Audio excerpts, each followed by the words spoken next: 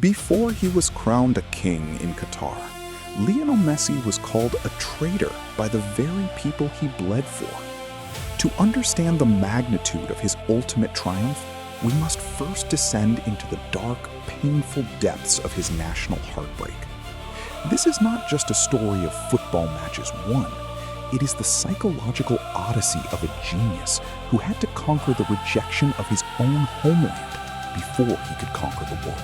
The journey began in the humble streets of Rosario, a boy diagnosed with a growth hormone deficiency, too small to play, yet too gifted to ignore. When local clubs refused to pay for his medical treatment, Barcelona offered a lifeline. At just 13 years old, Lionel packed his bags and left. He saved his life, but in the eyes of some Argentines, he had also abandoned his roots, embarking on a lifelong struggle to prove his patriotism. In Argentina, football is not a sport, it is a religion, and Diego Maradona was its undisputed god. From the moment Messi stepped onto the pitch for the national team, he was not compared to his contemporaries. He was compared to a myth. The nation demanded a savior, a wild, passionate leader like Maradona. But Messi was quiet, introverted, and different. His silence was mistaken for a lack of passion.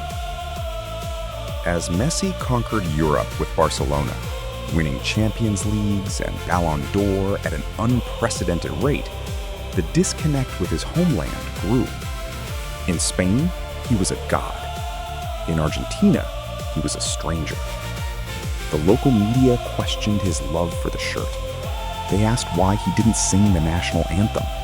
They called him the Spaniard, accusing him of saving his best performances for the Catalan club. The 2014 World Cup in Brazil was supposed to be his coronation. Messi dragged a pragmatic Argentine team all the way to the final in Rio de Janeiro. But fate was cruel. An extra-time goal by Germany shattered the dream. The image of Messi walking past the Golden World Cup trophy, staring at it with longing and despair, became the symbol of a nation's unfulfilled destiny. The pain only intensified. In 2015 and again in 2016, Argentina reached the finals of the Copa America, only to lose both times on penalties to Chile. In 2016, Messi himself missed his penalty in the shootout. The weight of an entire nation's expectations had finally crushed him. The criticism from his own fans turned toxic, accusing him of being a loser who choked when it mattered most. Broken, exhausted, and bleeding from the psychological wounds of a decade of rejection, Messi reached his breaking point. In the locker room of New Jersey, he made a decision that shocked the world. With a quiet, trembling voice, he announced his retirement from international football, saying, "For me, the national team is over. I've done all I can." The announcement split Argentina in two. While some toxic critics celebrated, a sudden wave of panic and guilt washed over the majority of the nation. They realized that their harshness had driven away the greatest talent they had ever produced. From school children writing letters to statues being erected, the nation pleaded for their captain to forgive them and return. He couldn't stay away. His love for the blue and white stripes was a disease for which there was no cure. Messi returned for the 2018 World Cup qualifiers, single-handedly carrying a dysfunctional team to Russia with a legendary hat trick against Ecuador. But the return was far from a fairy tale, as the team was plagued by internal chaos. The 2018 World Cup in Russia was a tactical disaster for Argentina. Eliminated in the round of 16 by France, the team looked broken and directionless. Once again, Messi bore the brunt of the blame. Yet, Amidst the ruins of another failed campaign, something inside Messi changed. He stopped trying to be Maradona. He decided to just be Messi and build something new from scratch. Under the new management of Lionel Scaloni, a revolution took place. A young squad was built, not to watch Messi play, but to run and fight for him. Players like De Paul and Martinez emerged, openly declaring they would go to war for their captain. For the first time in his career, Messi looked happy in the Argentine camp, surrounded by a shield of brotherhood. Di tahun 2021, kekeringan selama 28 tahun akhirnya berakhir.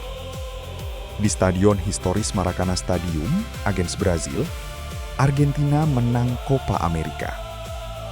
Ketika peluit akhir berbunyi, Messi tersungkur di tangannya. Bukan karena terluka, tapi karena kelegaan yang meluap-luap. Air mata mengalir di wajahnya, sementara teman-teman satu tim mengangkatnya ke udara. Dia telah berhasil membawa trofi untuk rakyatnya. Kutukan telah pecah. With the Copa America trophy in his cabinet, the heavy chains of pressure were replaced by a serene confidence. Qatar 2022 was his final dance, his last chance to capture the one trophy that had eluded him. No longer playing with fear, Messi performed like a man possessed, scoring in almost every round, leading his country with an unprecedented fire in his belly.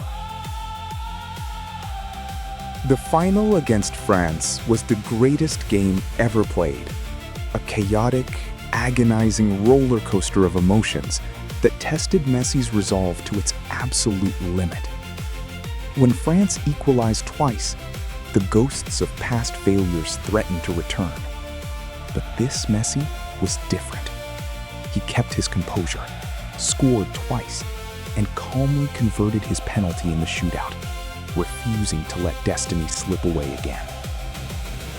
And then, the moment of absolute eternity.